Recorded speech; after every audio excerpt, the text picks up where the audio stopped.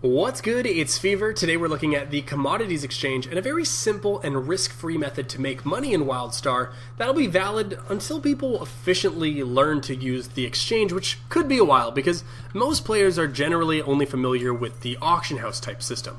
It's available in Wildstar, it's available in almost every other MMO, buying, selling, and bidding. But the exchange system is different enough that it's giving people difficulty right now. And it's basically the same thing with buy orders and sell orders, and while this isn't going to be a tutorial, you will be able to duplicate what I'm showing you, so you'll be able to make money on your server or my server using different items. Now, the simple strategy that I'm going to use is buying low and selling high, but with a tweak. I'm going to be buying low and vendoring high.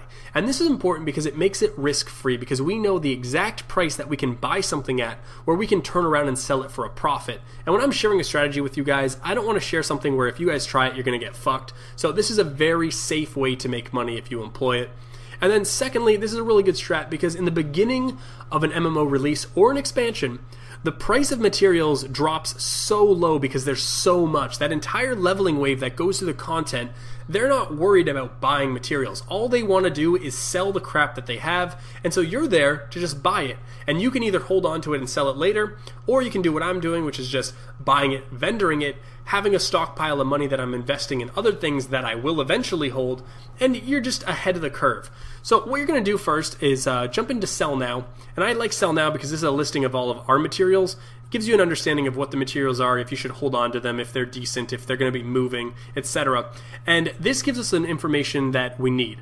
The icon, if we hover over it, will tell us the vendor price, which is vital to what we're doing. And in the center is going to show us the current buy now price, what people are paying.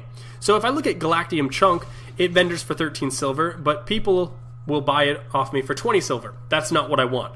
I don't want to be on either end of that transaction. What I want, and I'll use Crunchy Bug Meat as an example, is right now if I decided to sell now to this Crunchy Bug Meat, I would earn 53 copper. But the player who I sold it to could turn around and sell it for 5 silver plus. They'd be taking their initial investment of 53 copper and multiplying it by about 10, which is absolutely huge. I mean, 5 silver is not a lot of money, but if you either up to the quantity or you change the item into something like, I don't know, Elden something or other, things that sell for over a plat, you're going to make a lot of money very quickly.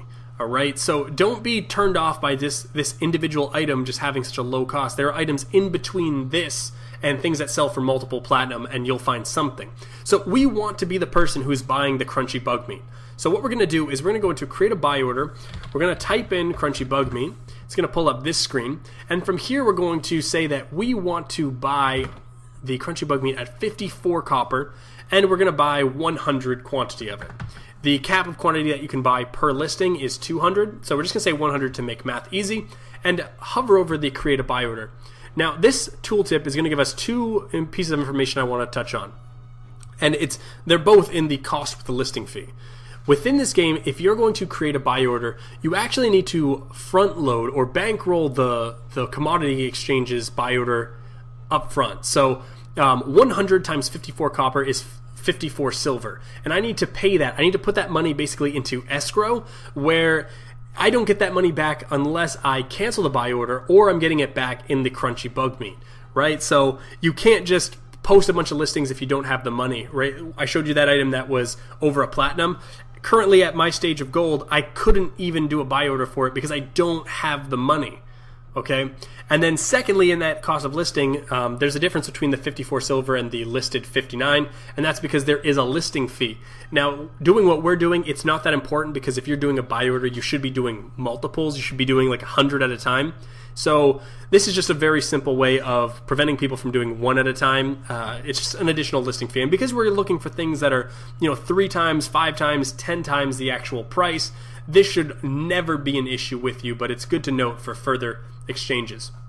So if I went ahead and created that buy order, which I'm not going to because I'm capped, then if I went here to sell Crunchy Bug Meat, the current price would be 54, and so anybody who is using Sell Now to sell Crunchy Bug Meat would be selling it to me, and then I could just go ahead and vendor it.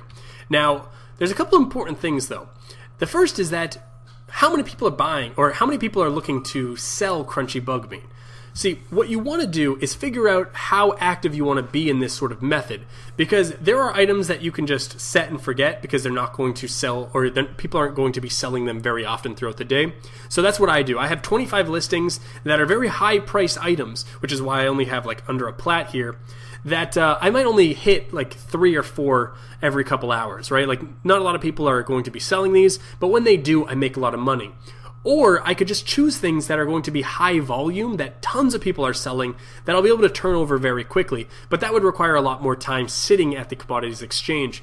Now, I'm not going to tell you what those items are because I have friends that are doing this, but I will say, I'll give you a little bit of a hint. You want to deal with items that appear in your inventory. This is because a lot of players, and the same players that aren't using the commodities exchange correctly, don't know about the trade skill bag, or they do know about it, but they don't know that they can sort of pull this out and then decide to sort of use this in the commodities exchange itself.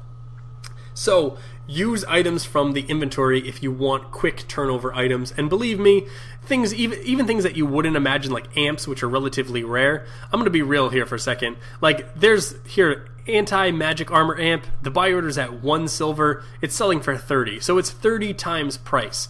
I mean, I don't know. It's just a whole bunch of discovery, and there is a market for everybody, and because there's only 25 listings, you can't have a monopoly. No one can really kick you out of the strat. They might be able to kick you out of the market by just staying on top of it, but if they kick you out of the cloth market, you move to the crunchy bug market. They kick you out of crunchy bug, you move over to the amp market. There's always somewhere for you. You'll be able to make money.